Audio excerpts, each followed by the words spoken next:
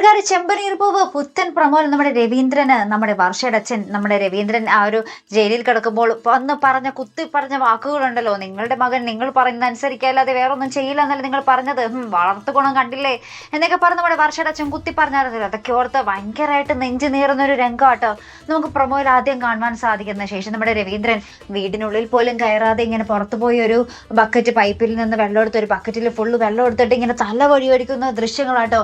എനിക്ക് സഹിക്കാൻ പറ്റുന്നില്ലടാ മോനെ എന്നൊക്കെ പറഞ്ഞ് നമ്മുടെ സച്ചിയെ കെട്ടിപ്പിടിച്ച് കരയുകയാണ് നമ്മുടെ അച്ഛൻ രവീന്ദ്രൻ. എന്നെ നല്ലവൻ ചതിച്ചല്ലോ എന്ന് പറഞ്ഞിട്ട്. അതിന് പിന്നാലെ നമുക്ക് കാണുവാൻ സാധിക്കും നമ്മുടെ രേവതി ഇവര് വന്നതിന് പിന്നാലെ ഒരു ഓട്ടവും പിടിച്ചിട്ട് നമ്മുടെ വീട്ടിലേക്ക് വരുവാട്ടോ. പാവം അല്ലേ. അപ്പൊ ഭയങ്കര വരുമ്പോഴേക്കും നമ്മുടെ സച്ചി ഉണ്ടാവില്ല. അപ്പൊ നമ്മുടെ ചന്ദ്രയായിരിക്കും. ചന്ദ്ര അപ്പൊ നമ്മുടെ സച്ചിയെ വേഗം ഫോൺ ചെയ്തിട്ട് നമ്മുടെ രേവതിനെ കൊണ്ട് സംസാരിപ്പിക്കുന്നുണ്ട്. അപ്പൊ നമ്മുടെ സച്ചി പറയുന്നുണ്ട്, നിന്നോട് ആ വീട്ടിൽ കയറരുതെന്നല്ലേ പറഞ്ഞത്, നീ മര്യാദക്ക് അവിടെ നിന്ന് പൊക്കോ, അല്ലെങ്കിൽ ഞാൻ വരുമ്പോൾ നിന്നെ വെച്ചേക്കില്ല എന്നൊക്കെ പറഞ്ഞ് നമ്മുടെ സച്ചി ഫോണിലൂടെ ഭീഷണിപ്പെടുത്തുന്നുണ്ട്. അപ്പൊ നമ്മുടെ ചന്ദ്രയാണെങ്കിലും ചന്ദ്രയുടെ വക വേറെ കുത്ത് വേറെ, ചന്ദ്ര പണ്ടേ കുത്താണ്. അപ്പൊ ഇതും കൂടി ആയപ്പോഴത്തേക്കും പിന്നെ തികഞ്ഞ് അല്ലേ. അപ്പൊ അതിന് പിന്നാലെ നമ്മുടെ രേവതി രാവിലെ തന്നെ ഇങ്ങനെ എന്താ പറയുക അവിടെ നിന്നും ആ ബാഗൊക്കെ എടുത്ത് ഇങ്ങനെ പടിയിറങ്ങുന്ന ദൃശ്യങ്ങളാട്ടോ നമുക്ക് പ്രൊമോയിൽ കാണുവാൻ സാധിക്കുന്നത്.